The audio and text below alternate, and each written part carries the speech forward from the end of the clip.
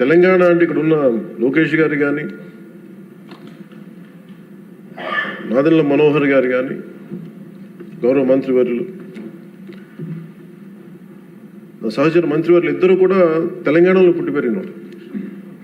వాళ్ళకి లోపల వాళ్ళు ఆంధ్రాకి వచ్చారు కానీ వాళ్ళ గుండె లోపల నుంచి తెలంగాణను తీయలేం. ఇలా చాలామంది సభ్యులు ఉండొచ్చు ఇక్కడ. నేను మా నాన్నగారు నెల్లూరులో పనిచేసేవాళ్ళు కాబట్టి పుచ్చలపల్లి సుందరయ్య గారు లాంటి వాళ్ళు తెలంగాణ ఉద్యమానికి ఎలా పనిచేశారు ఇవన్నీ మేము ఇప్పుడు చిన్నప్పుడు కథలుగా వింటూ ఉండేవాళ్ళం.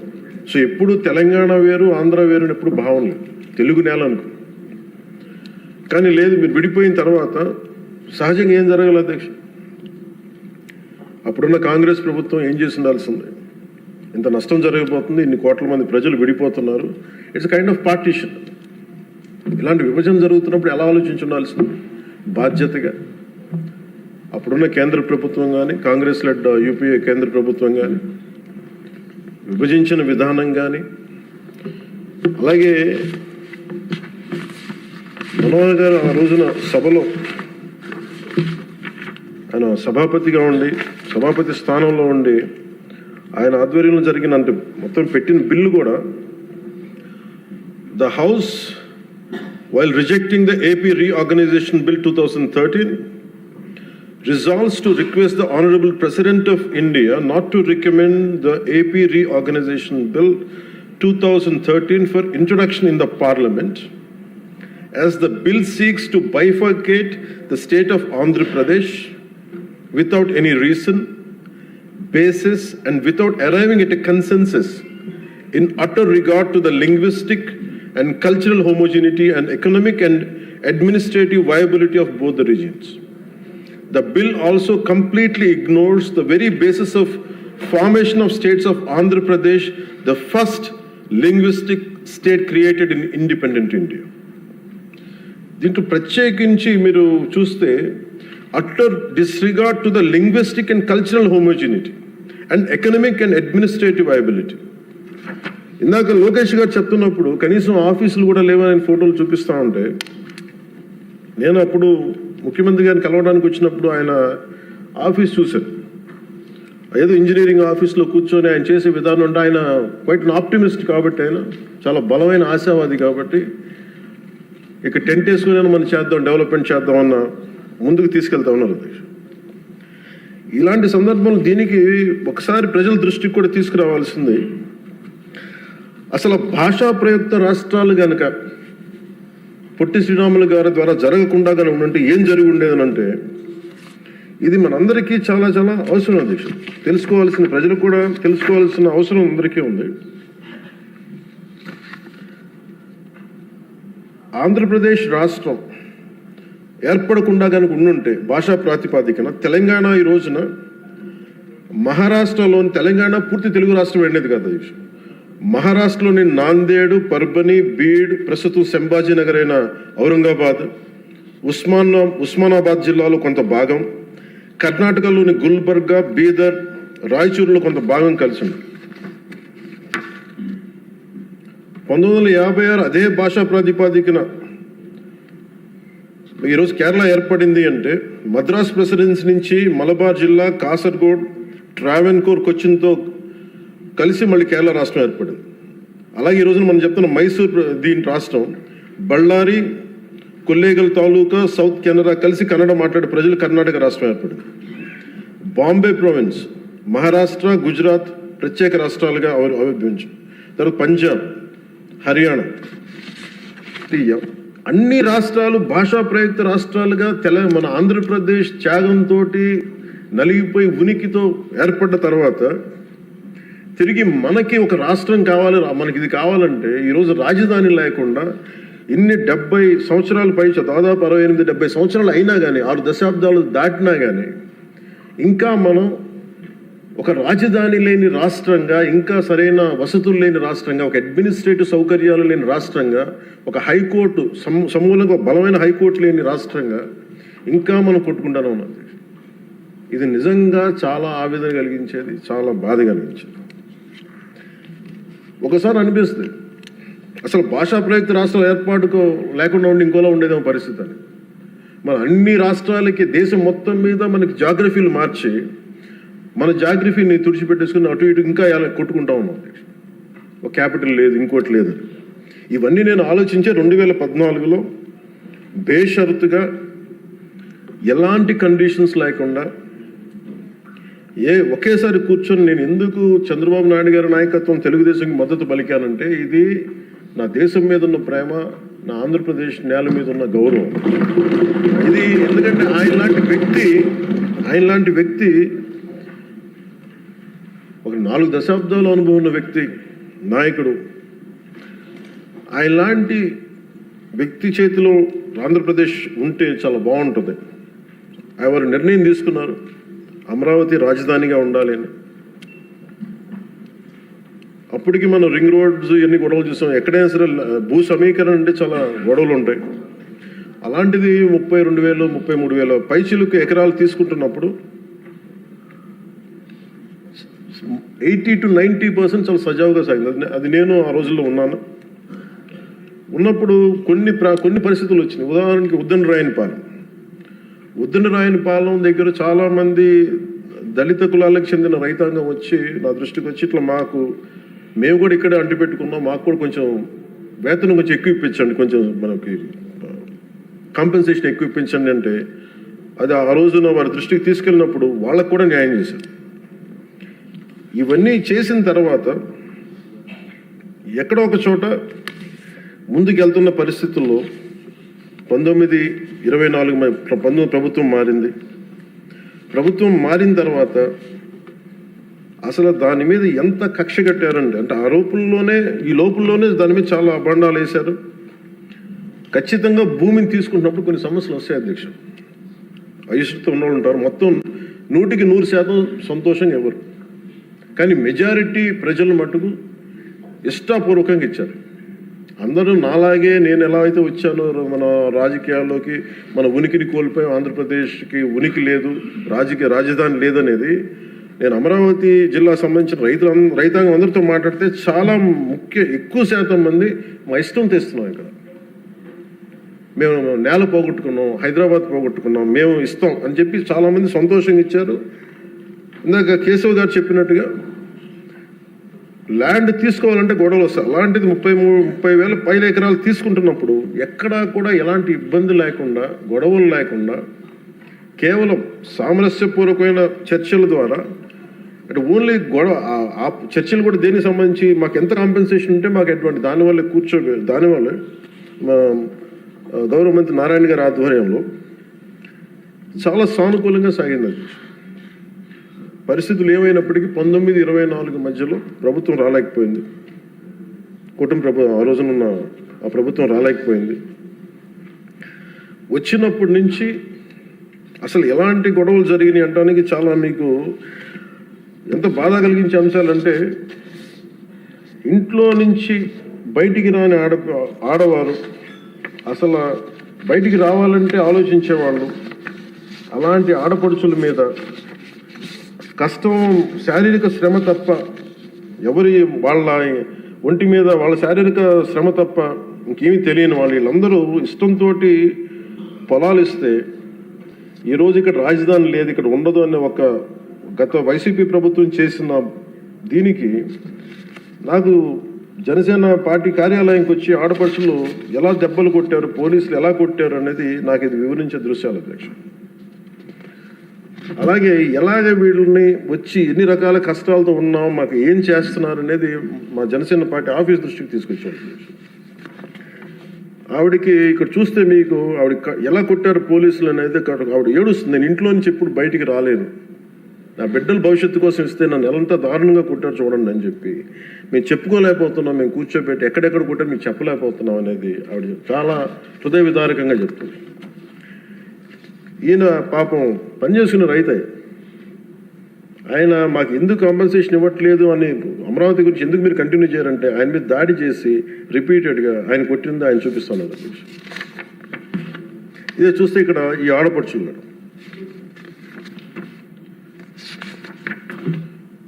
నేను వీళ్ళకి మద్దతుగా వెళ్తే అధ్యక్ష మొత్తం ముళ్ళ కంచెలేసి కూర్చోబెట్టాను పోలీసులతో. ఈరోజు చూస్తున్న అమరావతి కానీ ఈరోజు చూస్తున్న ప్రాంతం కాదు. ఒక యుద్ధ వాతావరణం ఉండేది, గుబులు వాతావరణం ఉండేది. చట్టసభల్లోనే ఇందాక లోకేష్ గారు చెప్తున్నట్టుగా చట్టసభలోనే దాడులు చేసే పరిస్థితిలో ఉన్నప్పుడు, ఇంకా బయట శాసనసభ్యులకే రక్షణ లేనప్పుడు, ప్రతిపక్ష నాయకులుగా ఉన్న చంద్రబాబు గారికి రక్షణ లేనప్పుడు, ఇంకా సగటు రైతుకి ఏ రక్షణ ఉంటుందో మీరు ఊహించుకోగలరు. అలాంటిది మేము కూర్చోబెట్టి బయటకు వస్తే అధ్యక్ష మొత్తం ముళ్ళ కంచెలు వేసి మమ్మల్ని ఇక్కడ కూర్చోబెట్టి మీరు 15 నిమిషాలు కూర్చుంటే వెళ్ళిపోతా ఉంటే ఇంకా నాకు విసుగొచ్చి గొడవ పెట్టుకొని మీరు వదిలితే వదలండి, లేదంటే మీరు కంచెల నుంచి ఒళ్ళు చిరిగిపోయినా ముందుకెళ్తామని చెప్పి ఆ పొలాల మధ్యలో నుంచి వెళ్తే అప్పుడు కూర్చోబెట్టి గొడవ పెట్టుకుంటే పోలీసులు వెళ్తే వాళ్ళందరూ చెప్పుకున్న బాధ అధ్యక్ష, వాళ్ళ ఏడుపుల అధ్యక్ష, పాపం ఈ రైతులు కన్నీళ్ళు చాలా ఇవన్నీ ఆవేదన కలిగించింది. ఈ అబ్బాయి అయితే ప్రత్యేకించి నోటి మాట కూడా రాదు అధ్యక్ష. ఈ అబ్బాయికి బాధ ఎలా కొట్టారో కూడా అబ్బాయి చెప్పలు. ఈ అబ్బాయి వీళ్ళందరూ కూడా దళిత కులాలకు చెందిన కులాలు అధ్యక్ష. ఈ అబ్బాయికి మాట కూడా రాదు, ఏడుస్తా వేదం అంటే ఏం చెప్పాలో తెలియట్లా, భాష లేదు ఆ భావానికి, ఆ ఏడుపుకి, ఆ వేదనకి భాష లేదు. ఆ సైగలతోటి ఆ రాని వచ్చిన ఒక మోగ గొంతుతోటి మాట్లాడుతుంటే నా గుండె కరిగిపోయింది. రైతాంగం అందరూ వచ్చి మమ్మల్ని రిపీటెడ్గా మాకు హెల్ప్ చేయండి, మీరు నిలబడాలంటే ఇవన్నీ కూడా నేను అప్పుడు మేము అలయన్స్లో ఉన్న భారతీయ జనతా పార్టీ కేంద్ర నాయకత్వం దృష్టికి తీసుకెళ్ళి ఆ రోజున జనసేన పార్టీ నుంచి చాలా బలంగా నిర్ణయం తీసుకున్నాం. ఆంధ్రప్రదేశ్కి ఉండేది ఒకే ఒక రాజధాని, అది అమరావతి అవుతుంది. అది మేము చాలా క్లియర్ కట్గా మేము చాలా బలంగా తీసుకున్నాం అధ్యక్ష. ఇది తీసుకున్న తర్వాత మాకు అక్కడి నుంచి 3 రాజధానులు అంటే సమస్యని పరిష్కరించకపోగా జటిలం చేశారు వీళ్ళందరూ.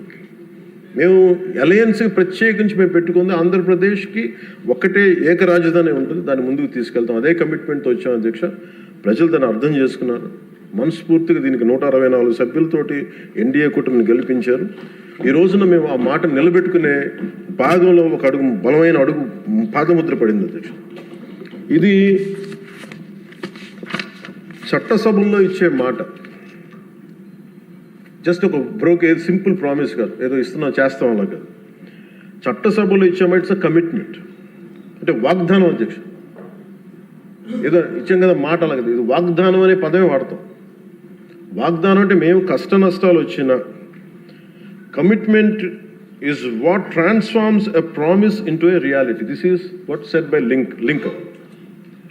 కమిట్మెంట్ ఉన్న చోట కన్సిస్టెన్సీ ఉంటుంది.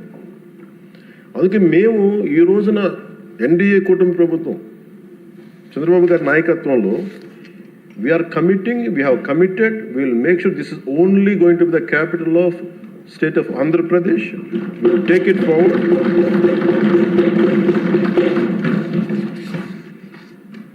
ఎందుకంటే మా ఇంటెంట్ చాలా చాలా క్లియర్గా ఉంది. ఇట్స్ నాట్ ఎ సింపుల్ ఇంట్, ఇట్స్ ఎ కమిట్మెంట్ అధ్యక్ష. ఇదే మేము మాటగా, ఇది మన చట్టసభలో ఇచ్చే మాట. ఒకసారి ఇది కూడా మీకు పటేల్ గారి మాటలు గుర్తు చేస్తాను. 600 పైచిలకు మన చిన్న రాజ్యాలన్నీ కలిసి, ప్రిన్సిపల్ స్టేట్స్ అన్ని కలిపి ఇండియన్ యూనియన్గా పెట్టినప్పుడు ప్రైవేట్ పర్స్ పెడతాం, మీకు అందరికి ఇస్తాం అనేది, రాజభరణం ఇస్తామని చెప్పిన తర్వాత ఆయన అయిపోయిన 2 రోజులకి చెప్పి అప్పుడు రాజభరణం ఎందుకు వాళ్ళని మాట్లాడుతుంటే, మన చట్టసభలో ఇచ్చిన మాట మనం ముందుకు తీసుకెళ్ళకపోతే ఈ చట్టసభల మీద విశ్వాసం ఉండదు. అది రాజభరణం తీసేసిన తర్వాత కూడా దాని ముందే ఆయన చెప్పారు, రాజభరణం వీళ్ళు తీసేసే మైండ్ సెట్లో ఉన్నారని ఆయనకి అర్థమైంది అనుకుంటే ఆ కాంటెక్స్లో చెప్పారు అధ్యక్ష. అలాగా మేము this should be a commitment. ఇందాక లోకేష్ గారు చెప్తా, ప్రతి ఒక్కరికి ఇదే భయం ఉంది, మళ్ళీ రేపు పొద్దున వీళ్ళు వస్తే ఏం చేస్తారని. ఏమీ చేయలేరు, రారు, ఏమి చేయలేరు. దానికి ప్రతి పెట్టుబడి పెట్టేవాడు, భూమి ఇచ్చిన ప్రతి రైతు, సెంటు భూమి ఇచ్చిన రైతు దగ్గర నుంచి 1,00,000 కోట్లు పెట్టిన మన లక్ష్మీ గారి దాకా ప్రతి ఒక్కరు ఏమడుతుంది, they need stabilities. We have to commit ourselves. We will give stability for the 5 crore people of Andhra Pradesh. Through that we stabilize our country, Bharat. ఇది కనుక మనం నిలబడకపోతే మనందరికీ భిన్నమైన అంశాల్లో కొంత తేడాలు ఉండొచ్చేమో, అభిప్రాయ భేదాలు ఉండొచ్చేమో, పాలసీ ఎలా కాకుండా ఎలా చేయొచ్చేమో అభిప్రాయ భేదాలు వస్తాయేమో రావచ్చేమో నాకు తెలియదు. ఇప్పుడు దాకా రాలే, సంతోషం. రాకూడదని నేను కోరుకుంటున్నాను ఖచ్చితంగా. కానీ ఏది ఏమైనప్పటికీ భవిష్యత్తులో మటుకు మనందరం ఒకటే మాట మీద అమరావతి రైతాంగానికి కట్టుబడి ఉండాలి, నిలబడాలి. This is my commitment. This is what our commitment from Janasena party to our trusted honourable CM గారు శ్రీ నారా చంద్రబాబు నాయుడు గారికి మనస్ఫూర్తి ఇస్ అవర్ కమిట్మెంట్. మేము ఎక్కడికి దీన్ని మాట మార్చం, దీన్ని ముందుకు తీసుకెళ్తాం. దీనికి ఎంత డబ్బులు పెట్టాం, ఎంత డబ్బులు వస్తుంది, వీటన్నిటికంటే కూడా విసిగిపోయాం. 1953 నుంచి ఈ రోజు దాకా ఒకళ్ళేమో అటు బొమ్మ ఉన్నారు, ఇంకొకళ్ళు ఇటు బొమ్మ లేదు, మళ్ళీ ఇటు బొమ్మ అన్నారు. ఎవరి త్యాగాల మీద అందరికీ భాషా ప్రయుక్త రాష్ట్రాలు వచ్చినాయో, భాషా ప్రయుక్తతో నాందికి పలికిన ఆంధ్రప్రదేశ్కి ఈరోజు ఇంకా మనం కొట్టుమిట్లాడుతూ ఉన్నాం. ఇంకా సెంట్రల్ దగ్గరికి వెళ్ళి దేహాన్ని అడగాల్సి వస్తుంది. మాకు ఇవి ఇవ్వండి, మాకు ఆఫీసులు ఇవ్వండి, లేదా ఇందాక మీరు చెప్పిన ఆ షెడ్యూల్స్ రావాల్సిన ఆఫీసులు కానీ ఇంకా రావాల్సిన ఏమి రాలేదు. ఇంకా అడగాలంటే మన గొంతు చాలా బలంగా ఉంది. సబ్ రీజనలిజం అనే యాటిట్యూడ్ తీసేయాలి మన దగ్గర. మీరు ఉత్తరాంధ్ర, మీరు రాయలసీమ, ఏంటి రాయలసీమ, ఏంటి ఉత్తరాంధ్ర, ఏంటి గోదావరి జిల్లాలో అన్నీ కలిపి ఆంధ్ర కాదా? అందరూ మాట్లాడి తెలుగు వాళ్ళం కాదా? అసలు తెలుగు జాతి ఐక్యతగా మనం మాట్లాడుకున్న మైండ్ సెట్ నుంచి నిజంగా బాధ ఏంటంటే మన ఆంధ్ర కన్ఫైన్ అవ్వాల్సి వచ్చింది. ఫైన్, భావంలో తెలుగు జాతి ఉంది కానీ గుండెల్లో ఓకే, మనకు రియాలిటీస్ ఆంధ్ర, ఒక లెట్ us యాక్సెప్ట్ ఆంధ్ర. మళ్ళీ దీంట్లో కూడా ఇందాక మీరు చెప్తున్నారు, లోకేష్ గారు చెప్తామంటే మీ ఉత్తరాంధ్రకి అవసరం లేదా అంటే, ఇంకా మనలో కూడా మనకి సబ్ రీజన్స్ పెట్టుకుంటే ఈ రాష్ట్రానికి ఎవడు రక్షించలేడు. మన ఎంతమంది ఉండి మీరందరూ చదువుకున్న వాళ్ళు, అద్భుతమైన ఏమంటారు అనుభవం ఉన్నవాళ్ళు, మీరు కూర్చోబెట్టి దీన్ని బలంగా ప్రజల దగ్గర తీసుకెళ్ళిపోయి ఇదంతా మంది ఒకటే నేల, ఒకటే రాష్ట్రం, ఒకటే భాష, ఒకటే జాతి అని మనం బలంగా బల్లగుద్ది చెప్పకపోతే గెలుపు ఎక్కడ ఉంటుందంటే మన బలహీనత వాళ్ళ గెలుపు. అది గుర్తుపెట్టు, మన బలహీనత, మన అనైక్యత. వాళ్ళని చూసి మనం ఏం ఆలోచించగలరు, రేపు పొద్దున వీళ్ళు వచ్చేస్తారంటే. ఎప్పుడు వస్తారంటే నేను చెప్తున్నాను మీకు, మనలోని అనైక్యత, మనలోని అవగాహన లోపం ఉంటే వాళ్ళకి ఆ బలం ఉంటుంది. అసలు ఆ పరిస్థితి మనలో రానప్పుడు అలాంటి పరిస్థితులు ఎప్పటికీ ఉత్పన్నం కావు. స్టెబిలిటీ ఫర్ దిస్, ఒక జనరేషన్ స్టెబిలిటీ ఇవ్వాలి మన Andhra Pradesh. I'm committing for that. ఒక generation stability 25 to 32 years stability ఆంధ్రప్రదేశ్కి ఇవ్వాల్సిన అవసరం ఉంది. ఇది ఈ రోజున ఇక్కడ ఉన్న వాళ్ళు ఎవరు కూడా అధ్యక్ష, ఎవరికి డబ్బులు అవసరం లేదు, ఎవరి పనులు వాళ్ళకు ఉన్నాయి, ఎవరి జీవితాలు వాళ్ళకు ఉన్నాయి, ఎవరు వ్యాపారాలు వాళ్ళకు ఉన్నాయి. నా ఫిల్మ్ యాక్టింగ్ కెరీర్ ఉంది, నాకు ఇవన్నీ నాకు దీంట్లో నాకు లబ్ధి పొందేది నాకేం అవసరం లేదు. కానీ నా భవిష్యత్తు ఒక్కసారి స్టెబిలైజ్ అయిన తర్వాత మేము తెలంగాణ నుంచి తిరిగి ఇది మీకు సంబంధం లేదని అనుకున్నప్పుడు ఈ బాధ ఇంకెవరికి రాకూడదని అనుకున్నాం అధ్యక్ష. స్టెబిలిటీ పోగొట్టుకు డీస్టెబిలైజ్ అవ్వకూడదని ఒక వేదంతో ఈ రోజున అన్నీ వదులుకొని, తిట్లు తిని, ఇంట్లో ఆడబిడ్డలను తిట్టించుకొని, ఇంట్లో నా భార్యని తిట్టి, బూతులు తిట్టి, ఇంతమంది అందరి మీద కేసులు, మన పార్టీ వ్యక్తుల మీద కేసులు పడి, అటెంప్ట్ మర్డర్ కేసులు పెట్టించుకొని ఇవన్నీ చేయాల్సిన అవసరం లేదు. కానీ ఎందుకు చేస్తున్నాం అంటే we want to make sure criminalization into politics cannot be tolerated, will never be tolerated.